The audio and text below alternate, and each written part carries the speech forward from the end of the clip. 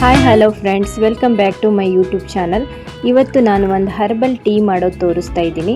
ಪೇರಳೆ ಪುಡಿ ಅಥವಾ ಸೀಬೆ ಎಲೆಯ ಕಷಾಯ ಅಂತಲೂ ಹೇಳ್ಬೋದು, ಚಹಾ ಅಂತಲೂ ಹೇಳ್ಬೋದು.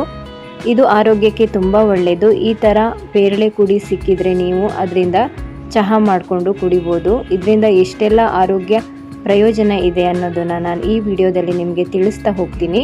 ವಿಡಿಯೋ ಎಲ್ಲೂ ಸ್ಕಿಪ್ ಮಾಡ್ದೇ ಪೂರ್ತಿಯಾಗಿ ವಿಡಿಯೋನ ನೋಡಿ. ಚಾನಲ್ ಇಷ್ಟ ಆದರೆ ಸಬ್ಸ್ಕ್ರೈಬ್ ಮಾಡಿಕೊಂಡು ಸಪೋರ್ಟ್ ಮಾಡಿ ಅಂತ ಕೇಳ್ಕೊಳ್ತೀನಿ. ಬನ್ನಿ ಇವಾಗ ಅದನ್ನು ಹೇಗೆ ಮಾಡೋದು ಅಂತ ನೋಡೋಣ.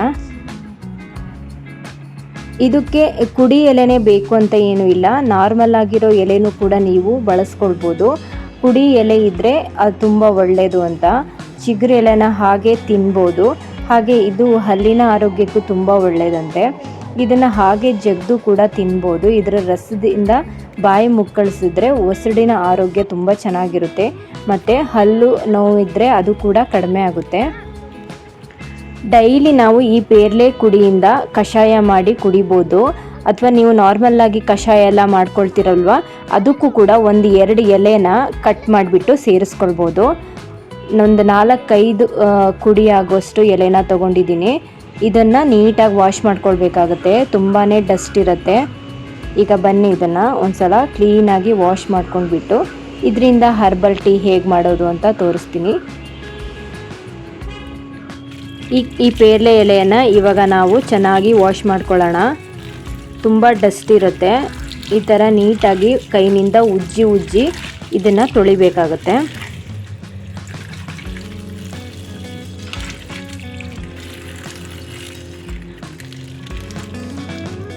ಕ್ಲೀನಾಗಿ ನಾವು ಸೀಬೆ ಎಲೆಯನ್ನು ವಾಶ್ ಮಾಡ್ಕೊಂಡಿದ್ದೀವಿ. ಈಗ ಒಂದು ಟೀ ಮಾಡೋ ಪಾತ್ರೆಯನ್ನು ತಗೊಳ್ತಾ ಇದ್ದೀನಿ. ಇದಕ್ಕೆ 2 ಲೋಟ ಆಗೋಷ್ಟು ನೀರು ಹಾಕ್ಕೊಳ್ತಾ ಇದ್ದೀನಿ.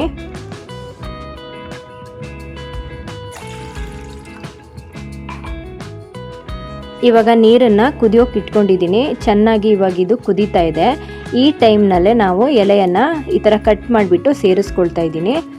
ಹೈ ಫ್ಲೇಮ್ ಇಟ್ಕೊಳ್ಳೋದು ಬೇಡ, ಇವಾಗ ಮೀಡಿಯಮ್ ಫ್ಲೇಮ್ನಲ್ಲೇ ಇಟ್ಕೊಂಡ್ಬಿಟ್ಟು ಚೆನ್ನಾಗಿ ಇದು ಕುದಿಸ್ಕೊಳ್ಬೇಕು. ಹೈ ಫ್ಲೇಮ್ನಲ್ಲಿ ಇಟ್ಕೊಂಡ್ರೆ ಒಂದೇ ಸಲ ಅದು ತುಂಬ ಕುದಿಯುತ್ತೆ, ಆದರೆ ಅದರಲ್ಲಿರೋ ಅಂಶಗಳೆಲ್ಲ ಅದು ಬಿಟ್ಕೊಳ್ಳೋದಿಲ್ಲ. ಸಣ್ಣ ಉರಿನಲ್ಲೇ ನಾವು ಚೆನ್ನಾಗಿ 5-10 ನಿಮಿಷ ಇದನ್ನು ಕುದಿಸ್ಕೊಳ್ಬೇಕಾಗುತ್ತೆ. ಈ ಪೇರಳೆ ಎಲೆ ಕುಡಿಯ ಕಷಾಯ ಮಾಡಿ ಕುಡಿಯೋದ್ರಿಂದ ನಮ್ಮ ರೋಗ ನಿರೋಧಕ ಶಕ್ತಿ ಹೆಚ್ಚಾಗುತ್ತೆ. ಹಲ್ಲುಗಳ ಆರೋಗ್ಯ ಮತ್ತು ಚರ್ಮದ ಆರೋಗ್ಯ, ಕಣ್ಣಿನ ಆರೋಗ್ಯವನ್ನು ಕಾಪಾಡ್ಕೊಳ್ಬೋದು. ಹಾಗೆ ವೆಯ್ಟ್ ಲಾಸ್ ಕೂಡ ಮಾಡ್ಕೊಳ್ಬೋದು. ಹಾಗೆ ಶುಗರ್ ಇರೋರು ಶುಗರ್ನ ಕಂಟ್ರೋಲ್ನಲ್ಲಿ ಇಟ್ಕೊಳ್ಬೋದು. ಶುಗರ್ಗೆ ಇದು ರಾಮಬಾಣ ಅಂತಲೇ ಹೇಳ್ಬೋದು. ಇವಾಗ ಗ್ಯಾಸನ್ನು ಆಫ್ ಮಾಡ್ಕೊಂಡಿದ್ದೀವಿ. ಇದನ್ನು 5 ನಿಮಿಷ ಹೀಗೆ ಬಿಟ್ಬಿಡೋಣ. 5 ನಿಮಿಷ ಆದ್ರ ಮೇಲೆ ಇದನ್ನು ಒಂದು ಗ್ಲಾಸ್ಗೆ ಹಾಕ್ಕೊಳ್ತಾ ಇದ್ದೀನಿ. ಇದ್ರ ಎಲೆ ಎಲ್ಲ ಕೆಳಗಡೆ ಇರುತ್ತೆ. ಸೋಸ್ಕೊಂಡು ಇದನ್ನು ಕುಡಿಯೋದು. ರುಚಿಗೆ ನೀವು ಬೆಲ್ಲ ಬೇಕಾದರೂ ಸೇರಿಸ್ಕೊಳ್ಬೋದು, ಅಥವಾ ನೀವು ಹಾಗೆ ಬೇಕಾದರೂ ಕುಡಿಬೋದು. ಇದರಿಂದ ನಮ್ಮ ಜೀರ್ಣಶಕ್ತಿ ತುಂಬಾ ಚೆನ್ನಾಗಿರುತ್ತೆ. ಹಾಗೆ ಇದರಲ್ಲಿ ವಿಟಮಿನ್ನು ಮತ್ತು ಐರನ್ನು ಎಲ್ಲ ತುಂಬ ಹೇರಳವಾಗಿದೆ. ಇದನ್ನು ನೀವು ಡೈಲಿ ಒಂದು ಸಲ ಕುಡಿಬೋದು.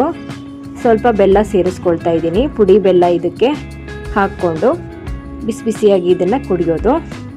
ಪೇರಳೆ ಎಲೆಯಿಂದ ಹರ್ಬಲ್ ಟೀ ರೆಡಿ ಆಯಿತು. ಇದನ್ನು ನೀವು ಡೈಲಿ ಒಂದು ಸಲ ಅಥವಾ ವೀಕ್ಲಿ 2-3 ಸಲ ಮಾಡಿ ಕುಡಿಬೋದು. 2-3 ಎಲೆ ಹಾಕ್ಕೊಂಡ್ರೆ ಸಾಕಾಗುತ್ತೆ. ಇದನ್ನು ನೀವು ಟ್ರೈ ಮಾಡಿ ನಿಮ್ಮ ಹೆಲ್ತನ್ನು ನೀವು ಕೂಡ ಕಾಪಾಡ್ಕೊಳ್ಳಿ ಅಂತ ಹೇಳ್ತಾ ನೆಕ್ಸ್ಟ್ ಮತ್ತೊಂದು ಆರೋಗ್ಯಕರ ರೆಸಿಪಿಯೊಂದಿಗೆ ಮತ್ತೆ ಸಿಗೋಣ. ಎಲ್ರಿಗೂ ಧನ್ಯವಾದಗಳು. Thank you.